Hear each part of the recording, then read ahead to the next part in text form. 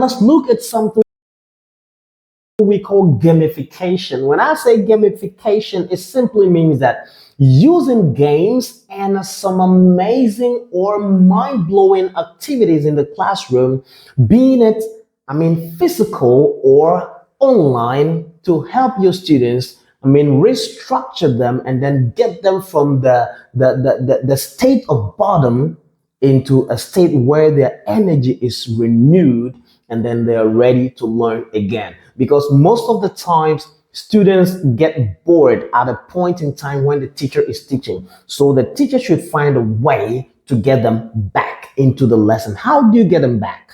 You need to figure out the time you started teaching, at what point do you think the students are burdened, or do you think the students are bored, or do you think the students are tired, that they need some kind of rejuvenation? And that is where you need to apply something we call gamification. So in this year 2024, if you are looking at being an amazing teacher, don't forget to be applying what we call gamification, because gamification makes you the teacher an interesting one, and also creates the opportunity for you to help the students use their own knowledge and leave them to work on certain things on their own. Sometimes when it's a game, you just explain it to them and you allow the students to do it. But that doesn't mean that you always have to prepare a game when you're going for a class. I told you in some of my videos that the game is only there to help you, the teacher,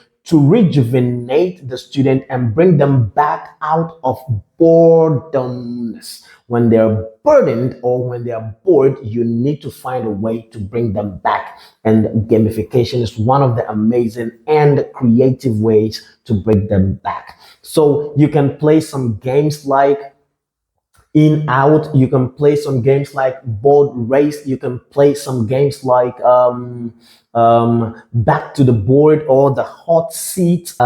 Simon Says is also another good game that you can use to bring the students back into their learning position so that they could be ready for what is happening in the classroom. In as much as you can use these classroom gaming activities or settings, you can also apply online activities, online games. That's where you can use a game like Word Wall. Word Wall is very interesting, and then it helps the students to get, when you apply a game like Word Wall or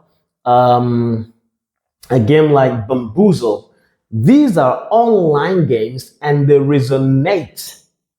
They resonate with the blended, learning. You understand? Because we've already talked about blended learning. So when you do that, the online games you're doing just put the class from it transits the class from the traditional level into the current or the technological level of learning, and then there is a kind of a blend, and the students is energized. The student is all in to take part in the activity, and at the end of the day, you get your student back, and learning proceeds.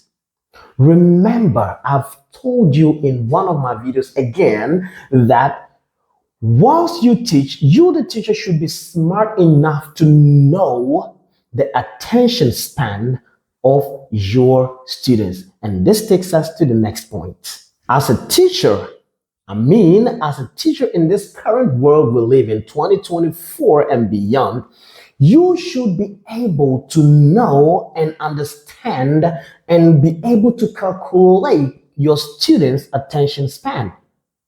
If you're teaching for 1 hour, if you're teaching for 2 hours, if you're teaching for 1 hour, 30 minutes, if you're teaching for 45 minutes, you should know your students' attention span from the K grade up to the 12th grade.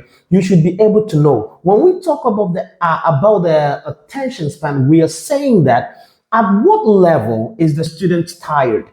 At what level is the student bored?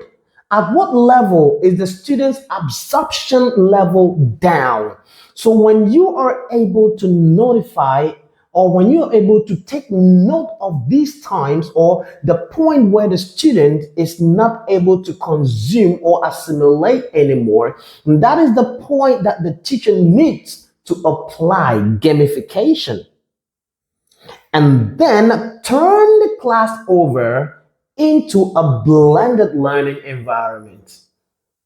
So you see the connection from attention span into gamification, linking the class to a blended, learning environment. You can see all the things I'm saying here are intertwined. You cannot leave. If you do one of them right, you are able to achieve the other ones. Okay, so the teacher needs to decrease the attention span of his or her students.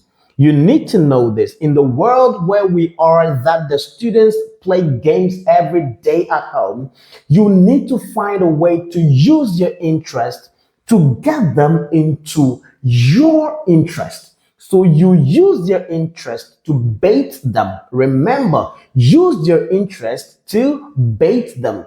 If you bait them with their interest, you're able to get them into your interest. By the time they realize through their interest, they've gotten into your interest and they've learned what they are supposed to learn. So remember, reduce the attention span of the students. If you think the attention span should be after every 10 minutes, bring it down a little bit. Maybe after every 7 minutes, there should be an activity to energize, to rejuvenate them,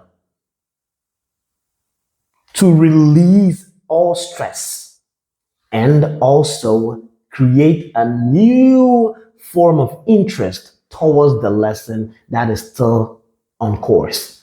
So in 2024, decreasing attention span, that is what we call the nano learning trend, is one of the amazing ways you, the teacher, can apply to get your class moving and also get other employers jealous about you. You get what I mean? Yeah.